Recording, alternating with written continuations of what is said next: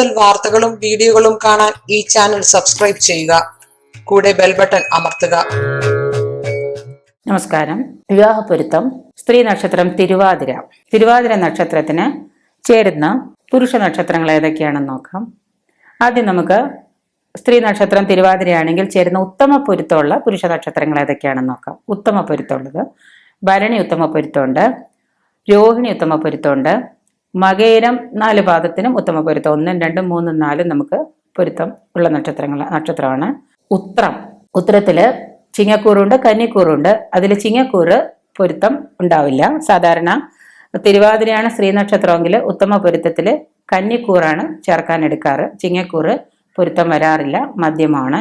പിന്നെ പൂരാടും ഉത്രാടവും ഉത്തമ പൊരുത്തത്തിൽ വരും. ഇത്രയും നക്ഷത്രങ്ങളെ ഉത്തമ പൊരുത്തത്തിൽ വരുന്നുള്ളൂ. അടുത്തത് ഉത്കൃഷ്ടമായിട്ട് വരുന്ന നക്ഷത്രങ്ങൾ ഏതൊക്കെയാണെന്ന് നോക്കാം. തിരുവാതിരയില് പുരുഷ നക്ഷത്രങ്ങൾ അശ്വതി, കാർത്തിക 1, 2, 3, 4 പാദം വരും. 4 പാദത്തിലുള്ളവരെ എടുക്കാം. തിരുവാതിര കഴിഞ്ഞാൽ പുണർദം 1, 2, 3, 4 പാദം പുണർദം എടുക്കാം. ആയില്യം, ചിത്തിര 4 പാദത്തിലുള്ളവരെ എടുക്കാം. 1, 2, 3, 4 പാദം തിരിച്ചിട്ടുണ്ട്. ചിത്തിര 4 പാദം എടുക്കാം. ചോതി എടുക്കാം, തൃക്കേട്ട എടുക്കാം, തിരുവോണം എടുക്കാം, അവിട്ടം എടുക്കാം. സ്ത്രീ നക്ഷത്രം തിരുവാതിരയാണെങ്കിൽ ഈ പറഞ്ഞ നക്ഷത്രങ്ങൾ ഉത്കൃഷ്ട പൊരുത്തമായിട്ട് പുരുഷ നക്ഷത്രങ്ങളായിട്ട് ചേർക്കാം. ഞാൻ മധ്യമ പൊരുത്തം ഇതിൽ എടുത്തിട്ടില്ല. ഗ്രഹനില വെച്ച് നല്ലപോലെ നോക്കിയതിന് ശേഷം, പാപസാമ്യം എല്ലാം നോക്കിയതിന് ശേഷം, രജ്ജുപൊരുത്തം യോനിപ്പൊരുത്തം എല്ലാം നോക്കിയതിന് ശേഷം നമ്മൾ ചേരേണ്ട ജാതകങ്ങൾ ചേർക്കപ്പെടുക.